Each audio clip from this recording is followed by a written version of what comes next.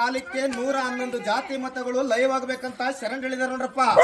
2024-25ನೇ ಇಸ್ವಿಲೆ ಇದೇ ಕನಕದಾಸರು ಕಾಳಿದಾಸರು ಹುಟ್ಟು ಬರಂತ ಕಾಲಕ್ಕೆ ನೋಡ್ರಿ, ಇದೇ ಚಿತ್ರದುರ್ಗ ದವಾಖಾನಿ ಒಳಗಡೆ 7 ವರ್ಷದ ಬಾಲಕಿ 5 ತಲೆಗೊಂದು ಗಂಡ ಮಗಡಿಬೇಕು ನೋಡ್ರಪ್ಪ.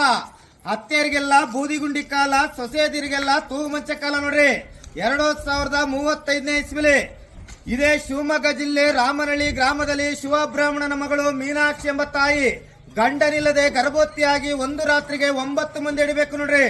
8 ಮಂದಿ ಖಾಲಿಯಾಗಬೇಕು, ಉಳಿಯೋದೊಬ್ಬರೇ ನೋಡ್ರಿ. ಅವರೇ ನಮ್ಮ ವೀರ ವಸಂತರಾಯರು. ಅವರು ಹುಟ್ಟು ಬರುವಂತ ಕಾಲಕ್ಕೆ ನೋಡ್ರಿ ಯಪ್ಪ, ಹುಬ್ಬಳ್ಳಿ ಊರಾಗಬೇಕು, ಗದಗ ಗದ್ದಿಗೆ ಆಗಬೇಕು, ಧಾರವಾಡ ಹಾದಿ ಆಗುತ್ತೆ ನೋಡ್ರಿ.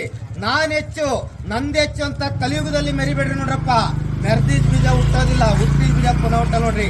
ತಂದೆ ತಾಯಿ ಪಾಕ್ ಪೂಜೆ ಮಾಡೋ ಮಕ್ಕಳ ಅಂದ್ರೆ ಮದುವೆಯಾಗಿ 3 ದಿನಕ್ಕೆ ತಂದೆ ತಾಯಿನ ಮಕ್ಕಟ್ಟೋಗೋದು, ಕಾಲಲ್ಲೊದ್ದು ಕೂಡೆಂಡ್ರು ಸೇವೆ ಮಾಡತ್ತ ಕಾಲ ನೋಡ್ರಿ.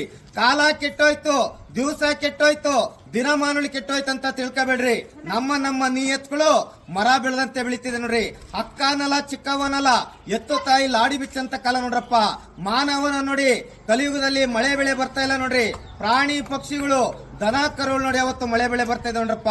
ಇದೇ 2024ನೇ ಇಸ್ವಿಲಿ 4 ಆಣಿ ಮಳೆ, 3 ಆಣಿ ಬೆಳೆ, 1 ಆಣಿ ಗಾಳಿ, 2 ಆಣಿ ಬಿಸಿಲಿದೆ ನೋಡ್ರಿ. ಇದೇ ಉಗಾದಿ ಅಮಾವಾಸ್ಯೆ ದಿನ ಒಬ್ಬೊಬ್ಬ ಮಗ ಇರೋಂತನಿಗೆ ಬೆಲೆ ಇಲ್ಲ ನೋಡ್ರಿ. ಅಮಾವಾಸ್ಯೆ ಒಂದು ದಿನ 100-200 ಕಿಲೋಮೀಟರ್ ಪಯಣ ಗಳಿಸ್ಬಿಡ್ರಿ.